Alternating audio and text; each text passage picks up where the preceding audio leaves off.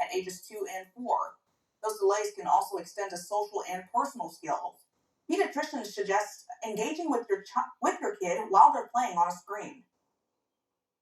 The show is singing a song. If you're singing along with your kid, like using the screen maybe as a prompt is going to be realistic for most families. And doctors recommend no screen time for kids under 18 months unless you are video chatting with family or friends. She had a burn wound on her chest, and her pants were just burned off of her, and you could smell it.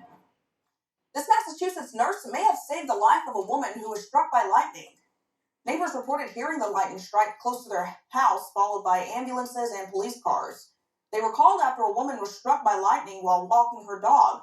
Tracy Cronin, an ICU nurse at Boston Children's Hospital, was just steps away. She performed CPR on the woman until paramedics arrived. Initially, we didn't get a pulse, but then we finally got a pulse from her. She wasn't awake, though. She was down for quite a while. The woman was taken to the hospital in serious condition. The CDC says the odds of being struck by lightning in a given year are roughly 1 in a million. The National Hurricane Center says Hurricane Lee has weakened to a Category 2 storm, but that won't last for long. The NHC says Lee will regain Category 4 strength by tomorrow. It's still too early to know the hurricane's impact on the northeastern U.S. and Canada.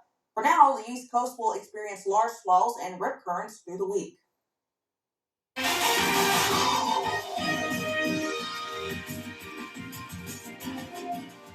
you are just such an animal lover, aren't you? Yeah. You remember that time I had 5 kittens under my house and I brought them to the news station? I had to try to give them away to people. I do remember that. And you didn't take one. So that's okay. I couldn't take one at the time. And I would have.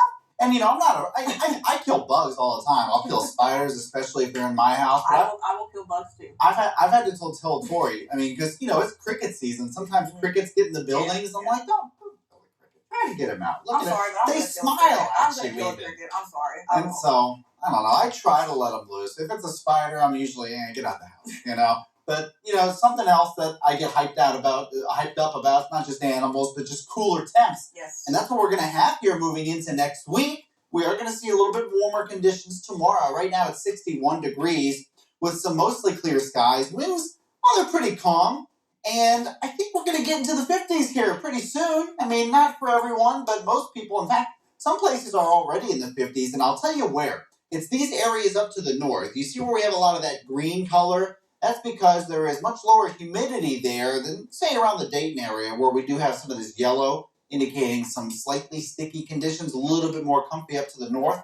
And so with that lower humidity, it's going to be easier for that temperature to drop. In fact, I was debating whether or not to lower the temperature tonight from 58 to 57. And I think with the latest data coming in, I think I'm going to do that too. So I'm going to call the low about 57 degrees. I think 55 might be a little bit too low, which is indicated here. It's certainly possible. Regardless, we're going to get in the 50s here. And you can see moving into tomorrow, too, we're getting closer to the 80s. You don't see 80 degrees here, but I would say we do just squeak into the 80s briefly tomorrow afternoon. We'll see a little bit more cloud cover by the evening, and maybe a stray sprinkle, but a much better chance of rain on Tuesday. Overall, tomorrow looks pretty dry. So here's a look right now at Live Doppler 7, and I know you see a lot of green and blue on there. That's not actually rainfall. Sometimes the radar just picks up things that aren't rain. And so we're actually looking at clear skies.